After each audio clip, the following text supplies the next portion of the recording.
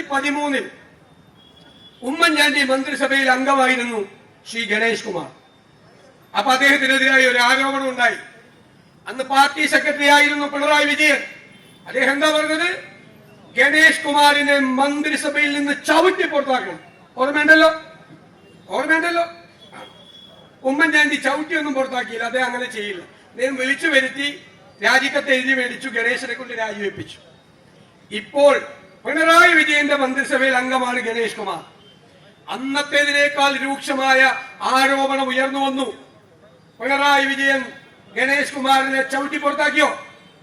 കുടുംബ പ്രശ്നമാണ്. എങ്ങനെയുണ്ട്?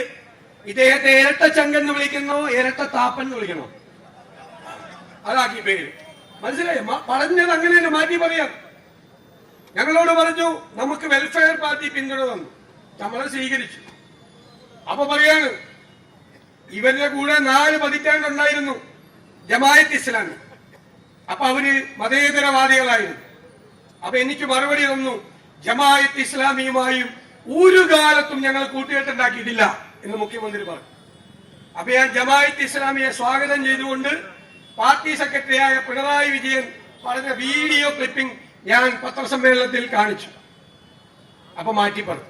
അത് അന്ന് അങ്ങനെ കൊടുത്തു. ഇപ്പൊ RSS അദ്ദേഹത്തെ നോട്ടമിട്ടിരുന്നു എന്നാണ് പറയുന്നത്.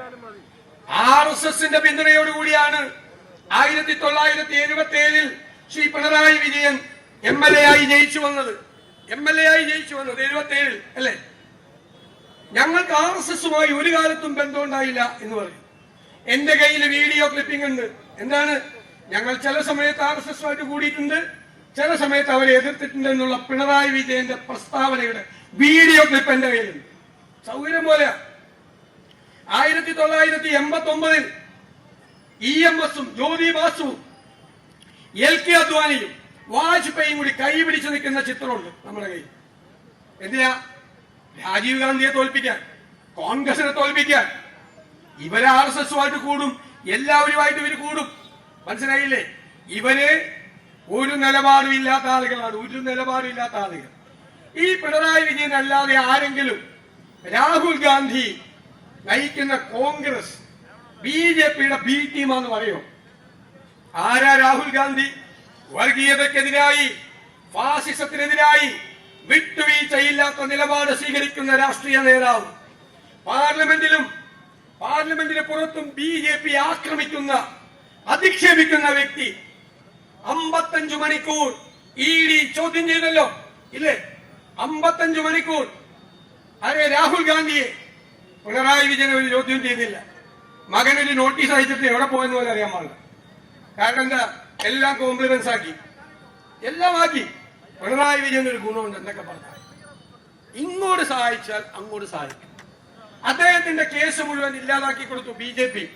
അപ്പൊ അദ്ദേഹം എന്ത് ചെയ്തു? അതാണ് മര്യാദ. BJPക്കാരുടെ കുഴൽപ്പണ കേസിൽ ഒറ്റ BJPക്കാരനെ പ്രതിയാക്കിയില്ല. അതാണ് പിണറായി വിജയൻ. ഇങ്ങോട്ട് സഹായിച്ചപ്പോ അങ്ങോട്ട് സഹായിച്ചു, രണ്ടുപേരും പുറഞ്ചൊറിഞ്ഞു കൊടുത്തു. ഇതല്ലേ കേരളം കണ്ടത്? കരുവന്നൂർ മാധ്യമങ്ങൾ മുഴുവൻ എഴുതി, പാർലമെന്റ് തെരഞ്ഞെടുപ്പിന് മുമ്പ് കരുവന്നൂരിൽ ED പിടിമുറുക്കി. ഞാനപ്പോ പറഞ്ഞു ED പിടിമുറുക്കിയത് CPM നേതാക്കന്മാരുടെ കഴുത്തിലാണ്. എന്തിനാ? BJPയെ ജയിപ്പിക്കാൻ വേണ്ടി. അവർ BJPയെ ജയിപ്പിച്ചു കൊടുത്തു. പിന്നെ കരുവന്നൂരിൽ ED പോയത് ആരെങ്കിലും കേട്ടിട്ടുണ്ടോ? വാർത്ത എല്ലാം സെറ്റിൽമെന്റായി, എല്ലാം ധാരണയായി. ഇപ്പൊ UDFനെ തോൽപ്പിക്കാൻ, കോൺഗ്രസിനെ തോൽപ്പിക്കാൻ നിങ്ങൾ BJPയുമായി കൂടിയാൽ അത് നടക്കില്ല. കേരളം വർഗീയവൽക്കരിക്കാൻ കേരളത്തിലെ UDF സമ്മതിക്കില്ല.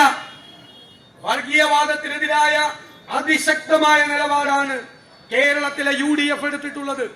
ആര് വർഗീയത പറഞ്ഞാലും നമ്മൾ അതിനെ ചോദ്യം ചെയ്യും. നമുക്കൊരു സൗഹാർദ്ദത്തോടു കൂടി, സ്നേഹത്തോടു കൂടി പോകണം.